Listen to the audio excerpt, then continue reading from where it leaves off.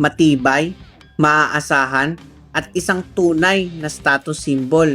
Tatlong katangian kung paano natin kinikilala ang Toyota Land Cruiser dito sa Pilipinas. At siguradong napatunayan na ng Land Cruiser ang reputasyon na yan sa mahabang panahon.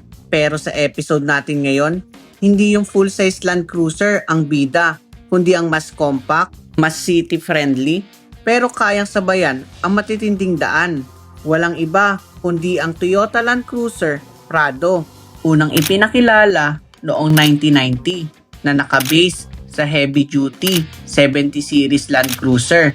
Ang Prado ay patunay kahit mas compact siya, dala pa rin niya ang tibay at capability ng isang Land Cruiser.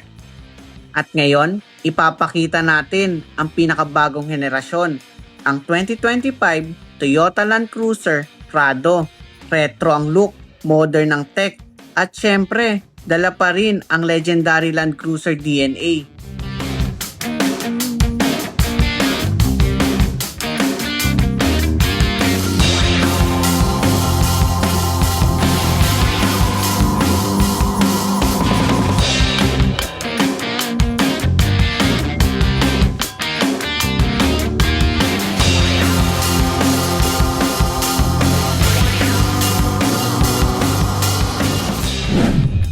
Kapansin-pansin na mas classy at rugged ang dating ng bagong Prado kumpara sa previous model. Sayang lang at hindi dinala rito sa local model yung retro style grille na may nakasulat na Toyota lettering gaya ng sa US version. Pero kahit wala nun, commanding pa rin ang presence ng bagong Prado. Sa harap, naka-LED headlights na may auto leveling at may kasamang headlight washer. LED na rin ang fog lamps para siguradong malinaw sa kahit anong kondisyon. Sa likod, standout ang LED rear combination lamp na may classy at modernong design. LED din ang third brake light na tipikal na makikita sa mga SUV. Mapapansin din ang black badging na nagbibigay ng mas sporty at rugged na karakter. Sa gilid, boxy ang design na may kasamang roof rail. Typical SUV look pero mas modern at commanding. Body color ang side mirrors na may integrated repeaters para form and function. Hindi rin magpapahuli ang 20-inch black alloy wheels wrapped with 265/60 R20 tires kaya mas commanding ang stance. At pagdating sa parking assistance, panalo dahil meron itong 4 front at 4 rear parking sensors plus 360-degree camera system na may malinaw na resolution. Kaya kung hanap mo ay SUV na may presence sa kalsada, rugged sa forma, pero classy pa rin ang dating, pasok na pasok ang bagong Prado. Split ang tailgate ng Prado, kaya may option ka para sa quick access kapag kailangan mo lang kumuha ng gamit. Pero kung bubuksan mo ng buo, naka-power tailgate na ito para mas convenient. Pagdating naman sa cargo space, sakto lang ang space kapag nakataas ang third row, tulad ng karamihang 7-seater SUV. Pero may extra compartment sa ilalim kung saan pwede mong ilagay ang tools at iba pang gamit, kaya practical pa rin. Mapapansin din sa gilid na meron itong ilaw para sa dagdag visibility kapag gabi. Sa kabilang side naman, matatagpuan ang isang 12-volt socket. Kung hindi mo naman gagamitin ang third row, mas maluwag ang cargo area. Power folding din ang third row seat, kaya effortless i-configure.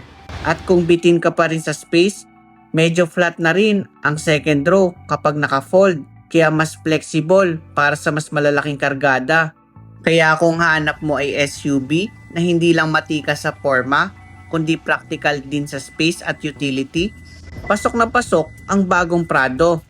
Pagdating sa performance, siguradong hindi ka bibiguin ng bagong Toyota Land Cruiser Prado.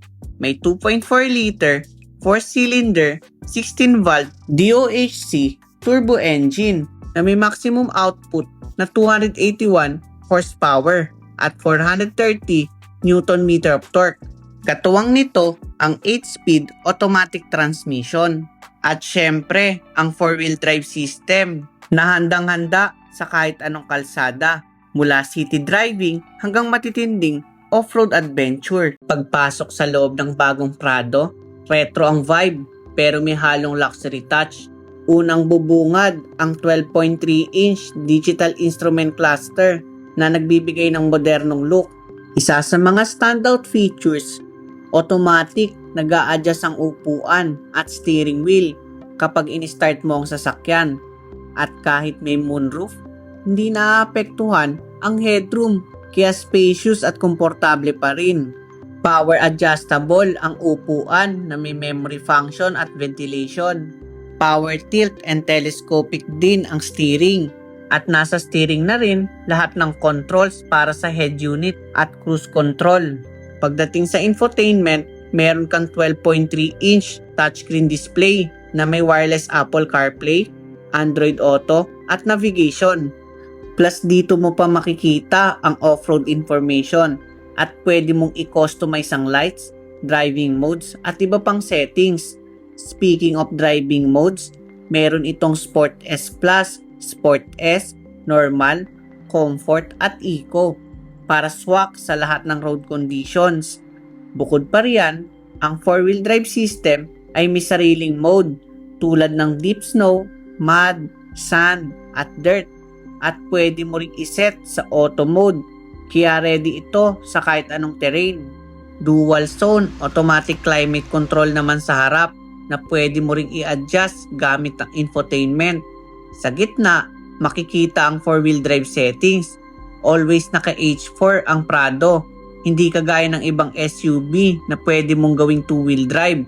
Magkakalapit naman ang mga buttons ng 4-wheel drive assistant kaya madaling abutin. Pag angat ng kaunti, nandyan ang driving mode switch, HDMI port at 3 Type-C port. At sa baba naman ang wireless charger at 2 cup holder. Ang center console ay may cooler box.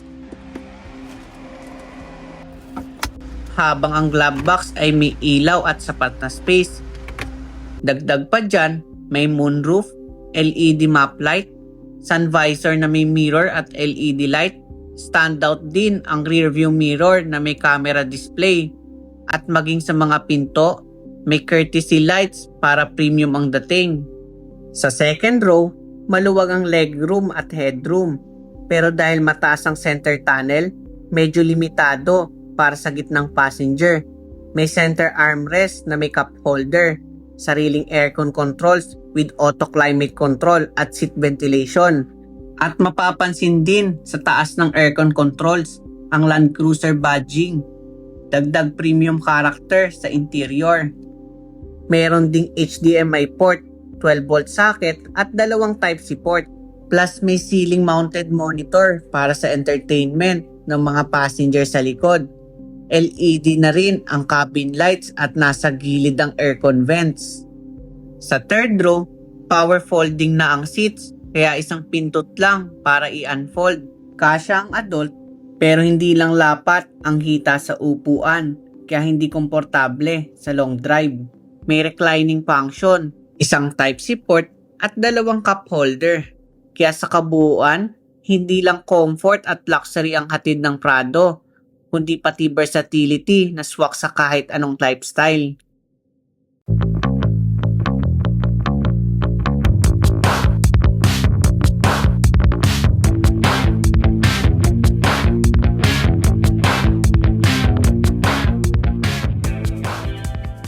Ang 2025 Toyota Land Cruiser Prado ay nagkakahalaga ng 4,806,000 Philippine peso. Available ito sa 3 kulay. White Pearl Mica, may dagdag lang na 15,000 pesos. Avant-Garde Bronze at Black Mica.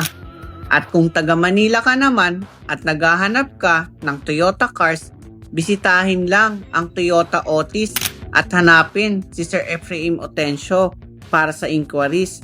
Sabihin nyo na lang na napanood nyo dito sa Drive Talk by Aljay. At kung nagustuhan mo naman ang episode na to, huwag kalimutang mag-like, comment, share at mag-subscribe. I-click mo na rin ang notification bell para lagi kang updated sa mga car reviews natin. Kita-kits sa next episode ng Drive Talk.